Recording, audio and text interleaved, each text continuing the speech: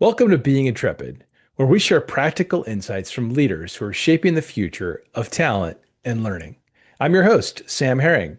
Over the past 2 decades, I've built companies that help people learn and organizations thrive.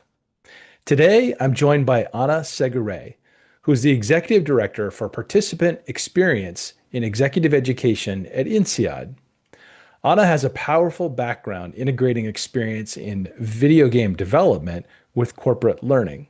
From this vantage, Anna shares her perspective on why the best learning experiences in the future will continue to bring learners together while also offering opportunities for personalization. And for our listeners who are new to INSEAD, it is a leading global business school with campuses across Europe, Asia, the Middle East, and North America. In addition to its distinguished master's and PhD programs, INSEAD's executive education is recognized worldwide for its transformative learning experiences and rigorous academic excellence. INSEAD offers a diverse portfolio of over 40 open programs and 15 online programs designed for individuals, teams, and organizations. It also delivers tailor-made custom programs that help companies meet unique business challenges. Each year, more than 10,000 participants representing over 3,800 organizations choose INSEAD to elevate their leadership and unlock new possibilities in their careers. Let's get started. Anna, welcome to Being Intrepid. Hi, Sam. It's great to be here. I'm so thrilled to have you join us as our guest on Being Intrepid. And I have to say, this is a bit of a milestone for our podcast because you are our first guest from outside the United States. Wow, that's exciting. It's exciting. You're taking Being Intrepid global. Wow. Well, I think Yeah. that's our mission, that's our mission as a school, take things global. I mean, yes, actually, it's perfect, right? Given the focus and the true global nature of INSEAD, the business school for the world. So Anna, your career is fascinating. It spans teaching, project management in technology, and a long career in operations in INSEAD. Can you tell us, was there a particular influence or experience that shaped your career as an educator, as a learning professional? Yeah, so I think that's quite interesting being at the crossroads, of many different industries over in the past. And I find that perhaps one experience that has shaped me was actually working in the video game industry. Okay. Um, that is where I really saw how immersive experiences could change behaviors Mm, and keep people deeply engaged. hmm. Right? And that insight stayed with me for the rest of my career, where I found that, learning is really not just about delivering the content, but it's about creating those meaningful, engaging journeys. Right. Yeah. And today, for me, that really translates into this learner-centric approach. Mm, Similarly, like in video games, you're focused a lot on who is going to play the game. Then in education, it's really if you put focus on the learner, then blend some creativity with rigor, yep. and you really focus on the outcomes of what do you want to achieve, what do you want to transmit, what the learners should be able to do at the end of the day. That is what really brings impact, right, for participants, for organizations, and that is how you can really create those meaningful experiences. So I would say that that kind of, focus on what do we want the person or the learner get out of it, whether it's a learner, whether it's a video game player. Yeah. It has Yeah. has really been, a bit of an obsession of mine that is really driving me to always ask, but what does the participant want or need, and how can we really get them what they need, right? How can we equip them instead of just thinking, well, we think they need this. Well, Right. let's ask Right. what do they really need? Well, it's so interesting because, since as long as I've been in this industry in the corporate learning space, people have been saying, oh, we need to create this learning experience like a video game, to have that level of engagement. So Yeah. to see your background actually Yeah. coming into learning is a bit of a dream for engagement, for really focusing on engagement. So it's fantastic. So, and interestingly, congratulations because you've been recently promoted to executive director per participant experience, which kind of underlies what you've just been saying and reinforces what you've been saying about the experience. So, tell us a bit about your role, and then maybe broadening out, tell us a bit about the INSEAD Executive Education business from your perspective. Yeah. So thank you. Absolutely. The role you've mentioned the name. So the name, to be honest, I have come up with the name. Okay. But let me explain why. It's because, as you know, for many years I have been overseeing our online executive education Yep. business Yep. for our corporate clients and then for our open enrollment. Hmm. And that has been something that, has been preoccupying me for a long time.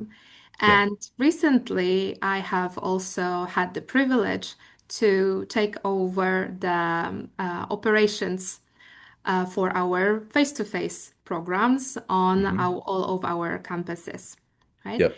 And when this transition has happened, the blending of online and face-to-face experiences, I really reflected on what do they have in common, right? Yep. And it sort of comes back to this obsession that I have about being Yes. learner and client centric.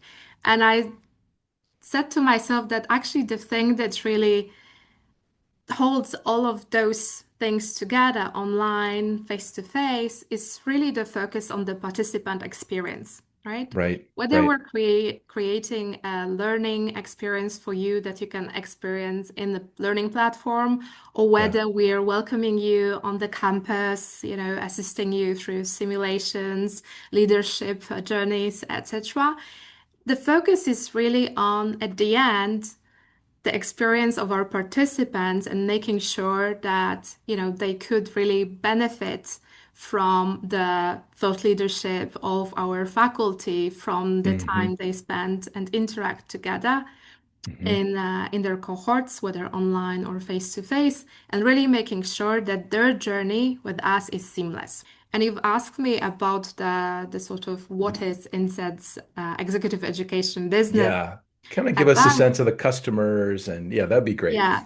So basically, we deliver business education, Hmm. both face to face and online, to two segments, I would say, of people. So we have our B2B sector, Hmm. where we are building corporate partnerships, and we are then accompanying typically global companies Right. with their corporate training needs around topics such as strategy, leadership, innovation, entrepreneurship as well, Yeah. etc.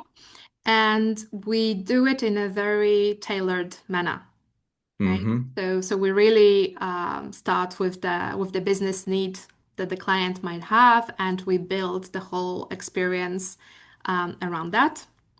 And Yes. then on the other hand, we have our open enrollment programs, Hmm. which are more about, short certificate programs Yep. that are typically tackling the similar topics, but it's also about innovation, marketing, finance, Right.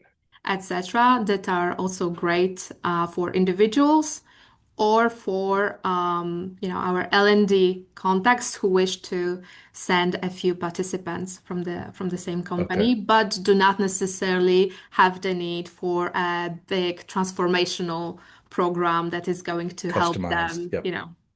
share, basically help them to accompany Yeah. whatever they are trying to achieve. The custom programs allow us to bring in faculty and topics and experiences that are Right. not available to the broad audience, but that are really Right. sometimes specific to, to clients' industry, for Right. example, or particular challenges that they want us to tackle.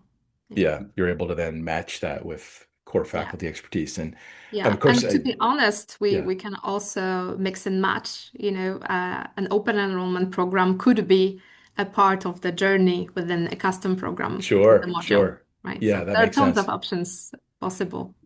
Yeah, I mean, gosh, yeah, and Anna, we've known each other for over a decade, and Yeah, how we originally met was because of a custom program, yeah, and really the way that we built our relationship with INSEAD is goes back to Microsoft and the cloud mini MBA program they were envisioning for sellers, and bringing your colleagues jumping on a plane and flying to Seattle like it was nothing, which was just great. It just shows the passion and the innovation and commitment to being so customer centric. I mean, you've talked about that, but I've seen that demonstrated so clearly again and again by you and your colleagues.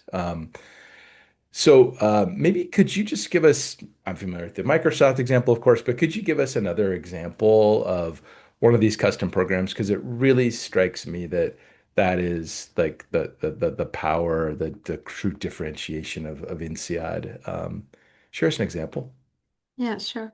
So I think you've mentioned one example, when we went fully asynchronous in Yes. our early days. And I think since then we've been experimenting with, how do we accompany companies really through large scale transformation, right? Yeah. And I think one of my favorite examples was something we have done with Telenor years Okay. ago, because Yeah. this was, I think, our first experience where we delved into what we now call like a cascade model, Mm, mm, right? mm. Because inside, like pre-online used to be, let's say, well, it still is a very selective place, but Yes. in a sense, it was accessible to few Right. people, right? But the great insight is that it's hard to drive large-scale transformation if you only, do the change at the top,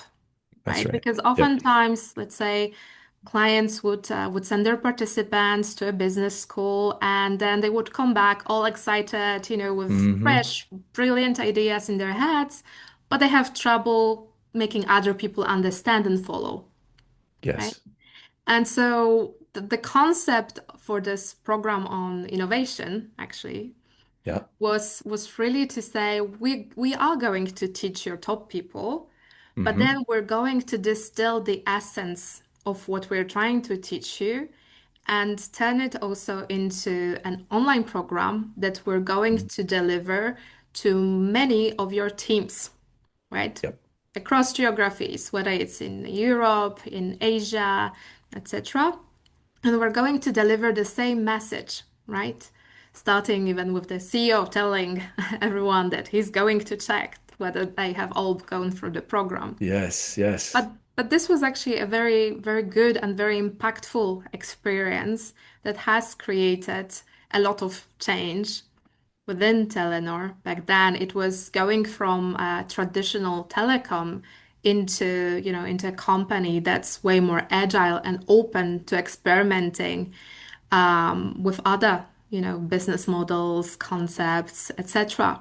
So I think this was quite interesting in that shift from we're just delivering one program, like you come Hmm. for a week and then you go off on your merry way.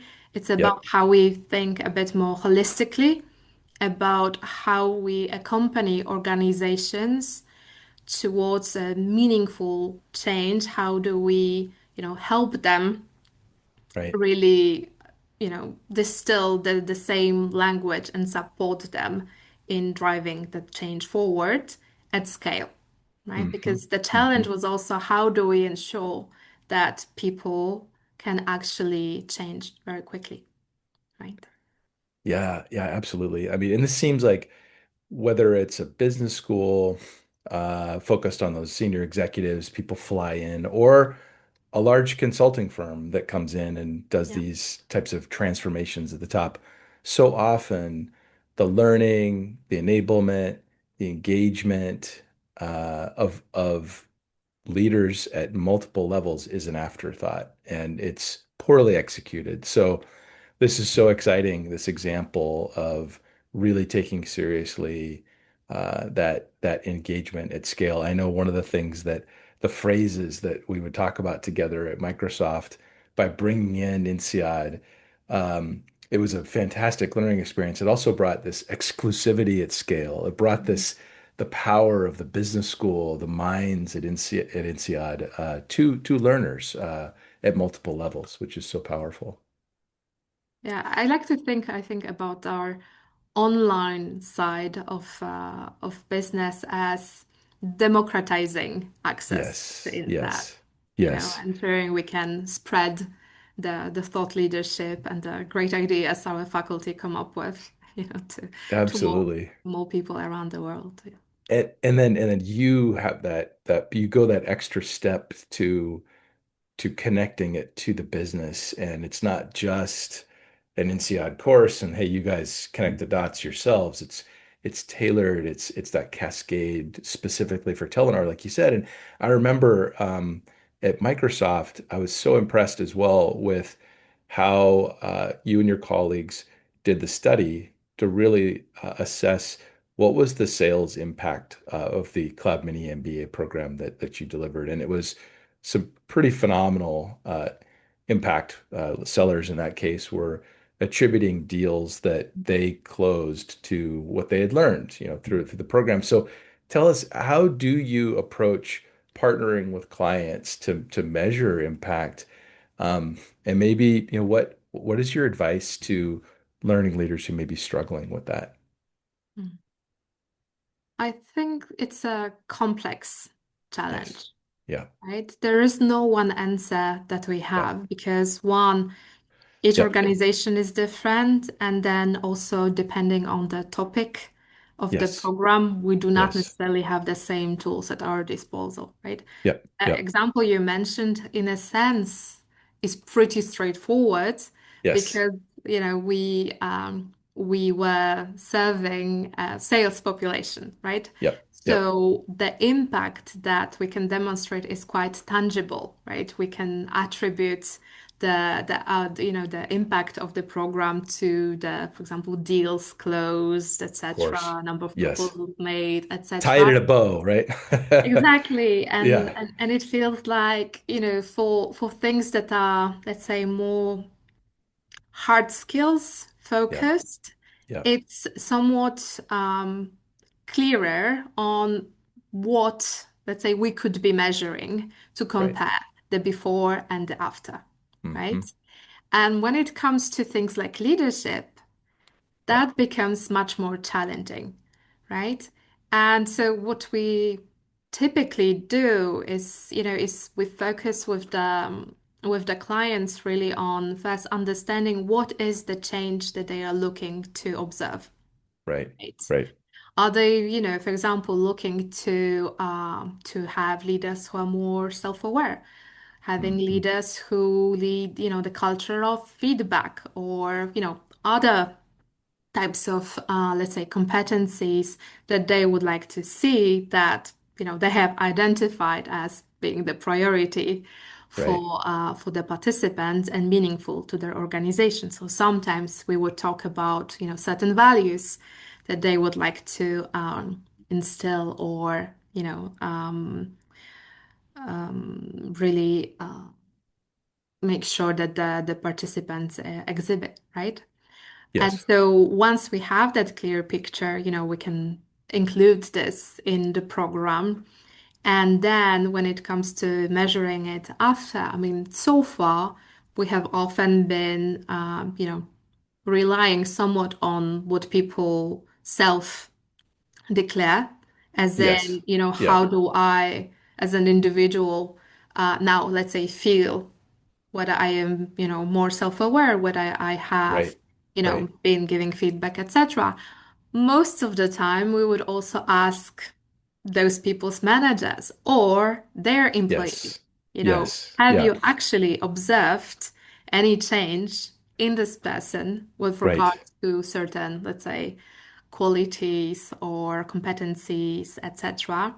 So that Right. is today pretty much, self-reported, right? Because Okay. it's quite hard to really pinpoint something that is a behavioral change, right? Right. Right. But what is interesting now, and perhaps we'll delve into it more later, is the possibilities that AI is bringing Mm, into that, absolutely. Yeah. and how can we make the impact measurement more tangible, Yeah. even for those soft skills. When we think about tools offering different possibilities of creating pre-assessment, you know, really Right. understanding, where somebody is when they are beginning this journey, and then being able to reassess the same competencies when they are finishing the program, Yes. right? And then Yes. compare obviously with the human input. But that's also interesting. Or by including certain interactive activities, Right. putting them in real life like scenarios Right. and having them, to go through trial and error, but also show some kind of progression of their Right. learning as they go along in Right. their leadership journey, right? So that starts to be interesting. But I would say, even for this, I wouldn't rely necessarily purely on AI-based feedback, right? Right. But Right. having a combination between something that is more documented, or let's say Hmm. data driven, and then having the real, let's say, feedback from humans in the loop. I Yes. think a combination of those two can be very powerful.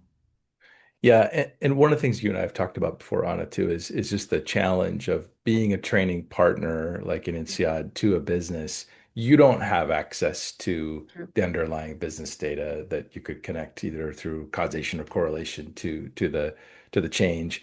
Do you have any maybe advice to how to work effectively?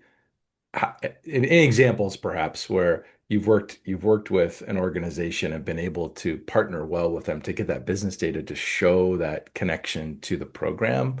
Um, any insights there? Yeah. Well, I think that the best example is the one you've already shared, Yeah, which okay, was which sure. was which was Microsoft, Yeah. because I think the good thing about this is that they were as motivated to Yes. show the impact the program had Yeah. as we were. Yep. I think those were also the early days, and it was something nobody has ever done Yes. Yes. before. So I think that was helpful, having an alignment between you Yes. and the client of really like also what is the purpose of Right. measuring this impact. Right. And if our, let's say, perspectives align or our goals align, then it's much easier to Yes. to find ways in which they can give us access or identify, for 100%. example, the right people to interview, etc. And we had similar, I think, interaction with Schneider Electric. It was more around, Yeah. both leadership and strategy and Yeah. innovation. So, this was done more through surveys, etc., but they were also very supportive of the whole process because they also wanted to make sure that we can demonstrate Absolutely. the impact, right?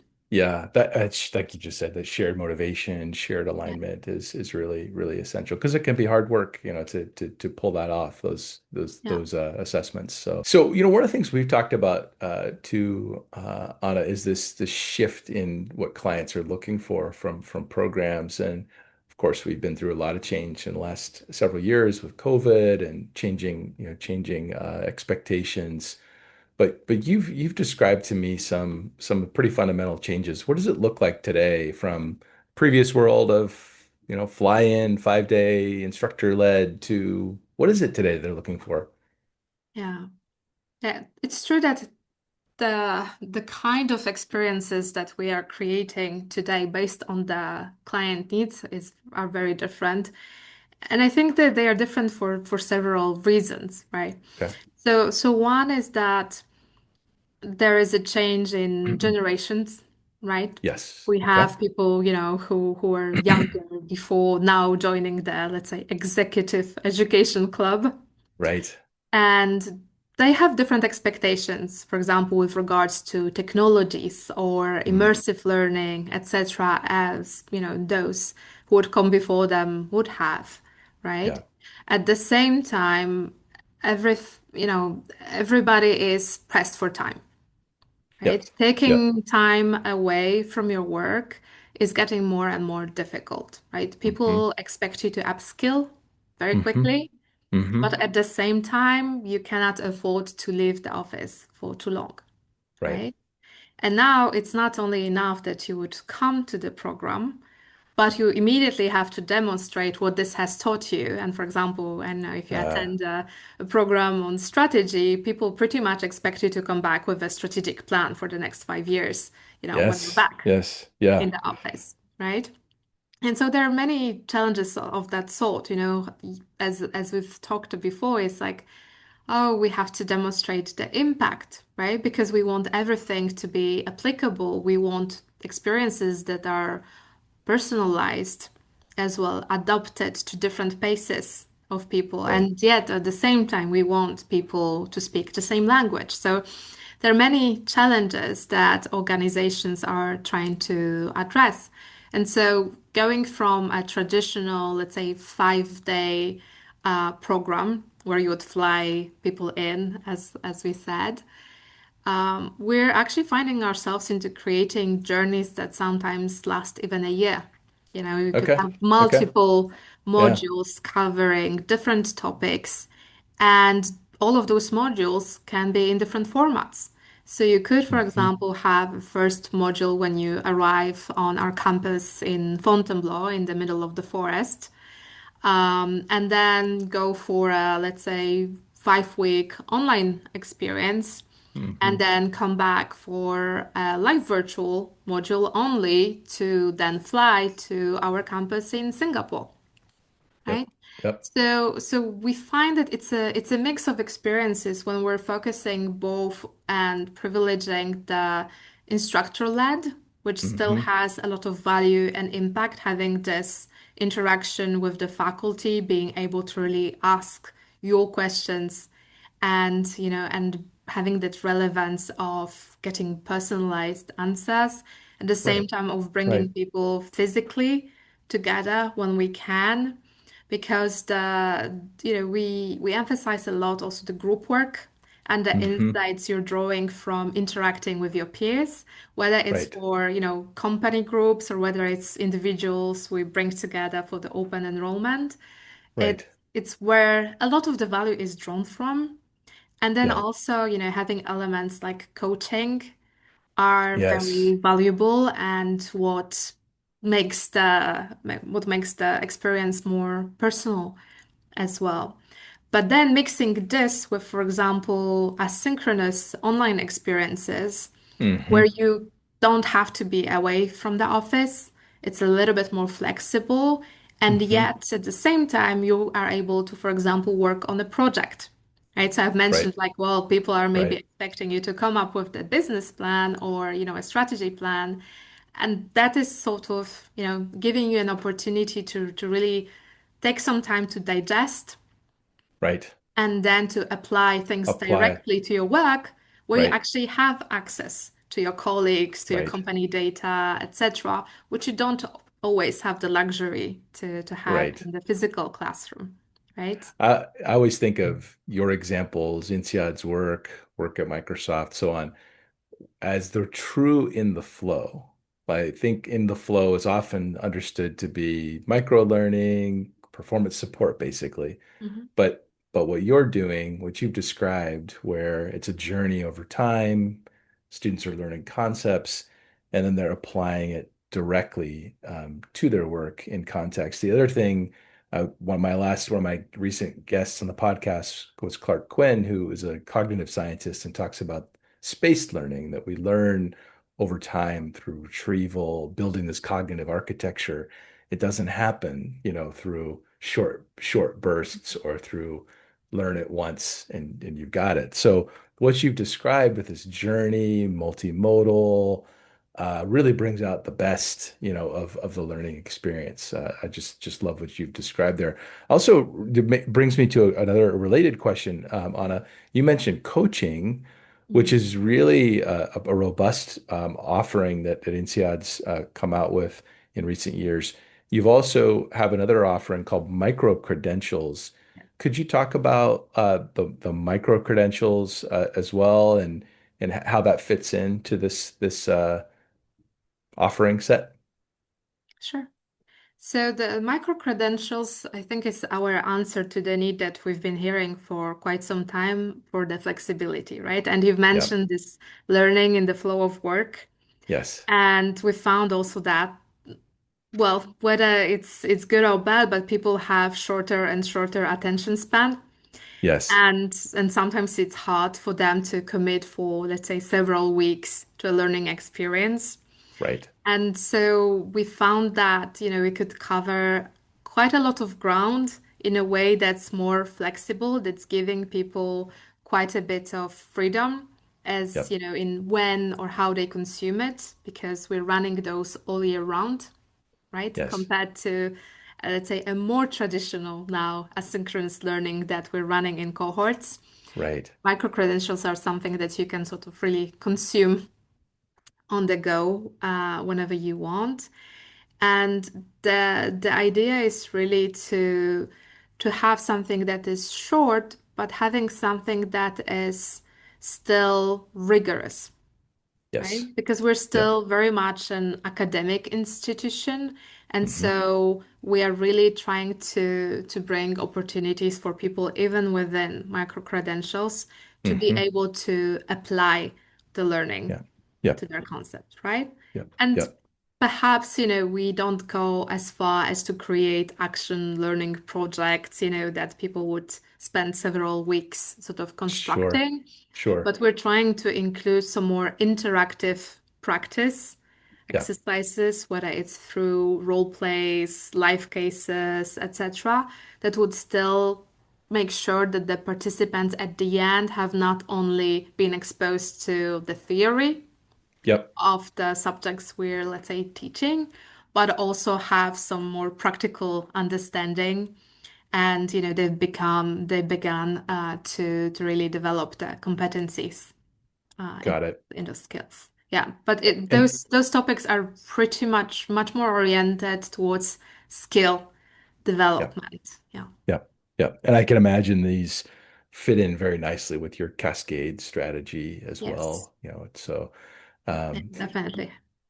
so INSEAD is known as an institution that you mentioned before. One of the subjects you teach is innovation. And I've seen this firsthand, not only through programs, but just that innovative spirit of diving in and saying, yeah, let's try something new. Let's push ourselves to offer, brand new capabilities to meet customers what they're looking for. So let's talk about the biggest innovation driver today, of course, AI.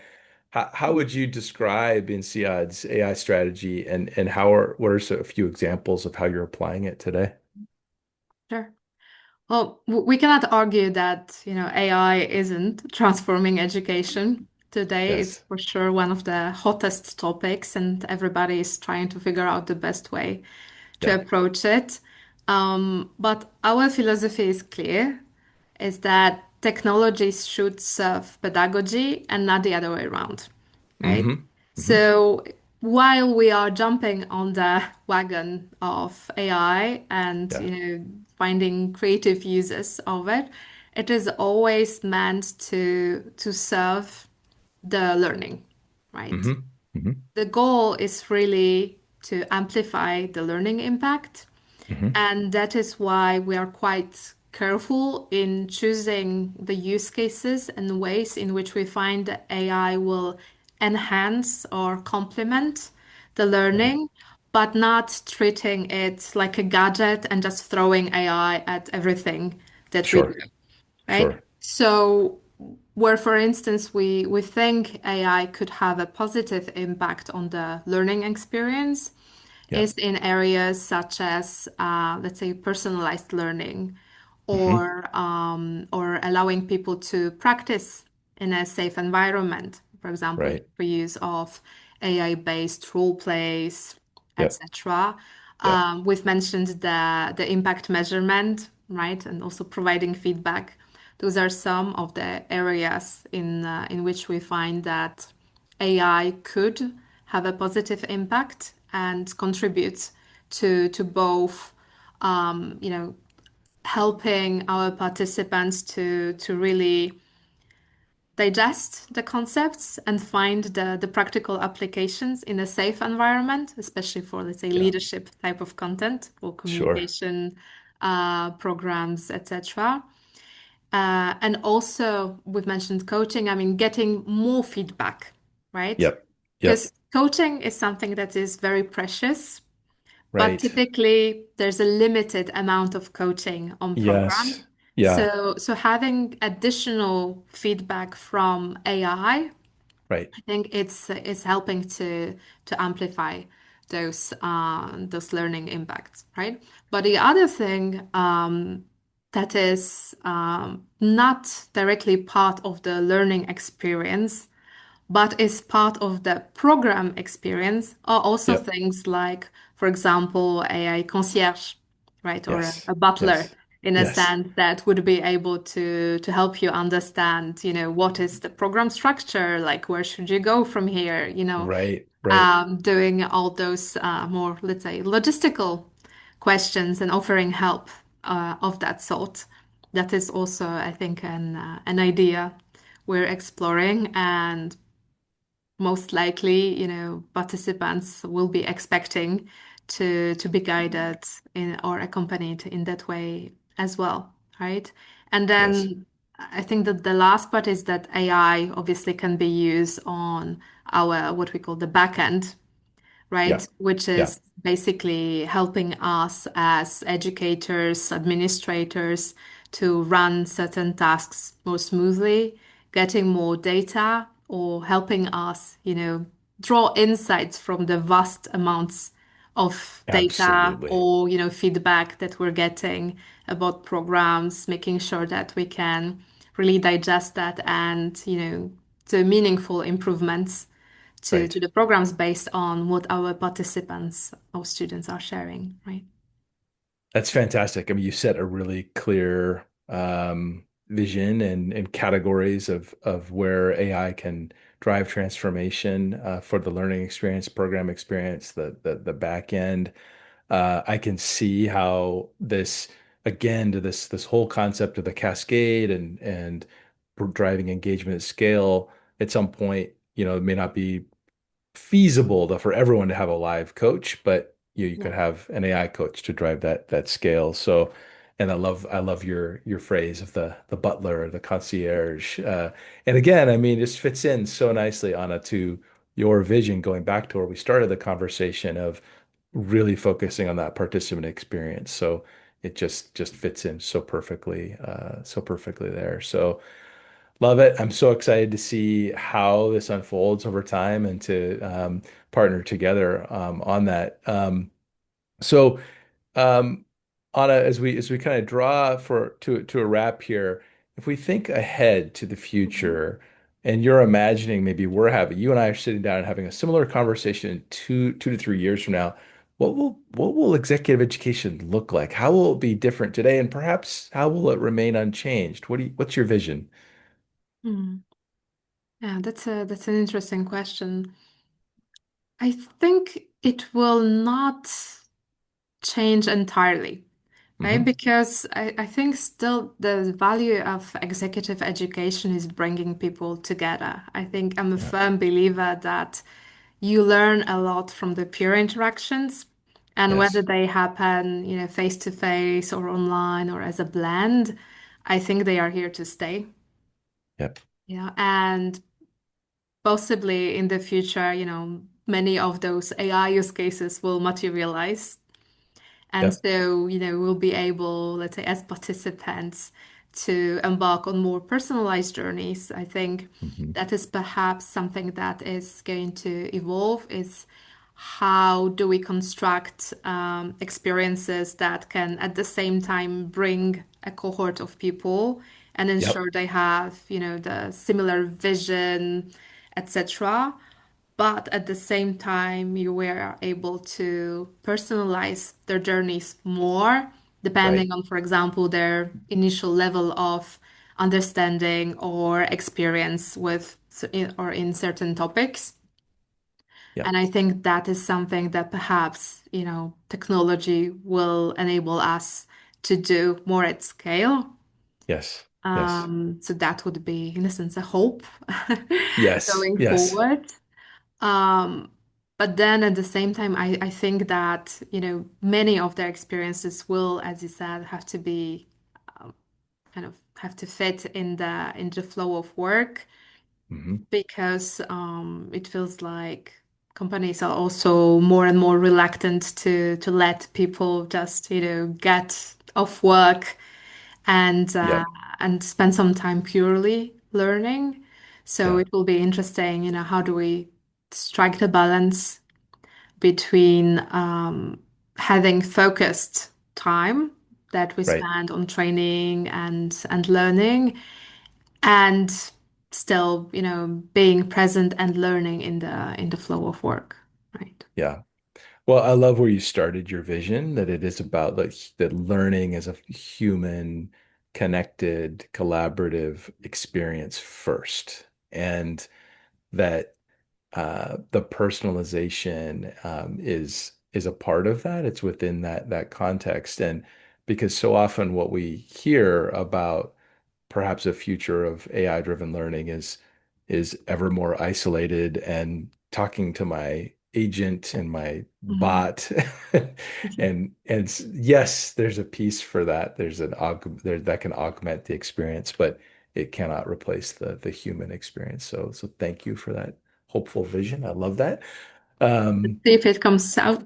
Yeah. yes, yes, that's our job, right? Is to create that Yeah. future together. Yeah. So We're going to see um, it 2 years from now, Sam. that's right. That's right. We've got it. We've got our recording. We've said it, right? So, Yeah. what have you learned? What would be your parting kind of wisdom for our listeners? What's one important thing you've learned along the way that you would like them to keep in mind as their work, they do their work with their learners? Yeah. I think that the most important thing that I've learned is that scale and innovation only matter if you create real impact for learners and organizations. Mm, mm, Because mhm. it's very tempting to just launch a global program or adopt new technology. Yeah. But what really matters is really starting with the learner's context and the business challenge, right? Are you Mhm. really solving a problem, And that is something that I have worked from one of our professors I worked on many programs with, including the Telenar Uh-huh. Uh-huh. and teaching innovation. And it's basically if you're not solving a problem, it's not an innovation, it's just an invention, right? There has Ah, to be a ah, need, an actual need and an yeah. actual problem you're solving for somebody, right? That Yes. at the heart of the experience, right? So it's really that when you design with relevance for your Mhm. audience and you Mhm. blend the creativity with rigor, you go crazy, but there's some purpose, right? In what you're bringing to people, and then you measure the outcome. That's when Yeah. you create experiences that really stick and Yeah. that deliver value, right? Yep. So I would say, in short, don't just chase scale or novelty, Hmm. chase meaningful impact, right? So I think those would be sort of my parting words. Love that, Anna. That's so quotable and that is such valuable advice to our listeners. So with that, thank you for joining me. You have obviously demonstrated some terrific wisdom here. You've shared some great insights for our listeners. One question for you: if our listeners want to learn more about your work, the work of INSEAD Executive Education, how could they connect with you? Well, they could certainly connect with me on LinkedIn. Perfect. I think Okay. that's the quickest way of Okay. getting in touch with me. Yes. Awesome. Awesome. Thank you. So, listeners, if you enjoyed this episode, you can follow Being Intrepid wherever you get your podcasts. And for now, with this episode, that's a wrap. So, until next time, stay curious, chart your own course, and keep on learning. Thank you.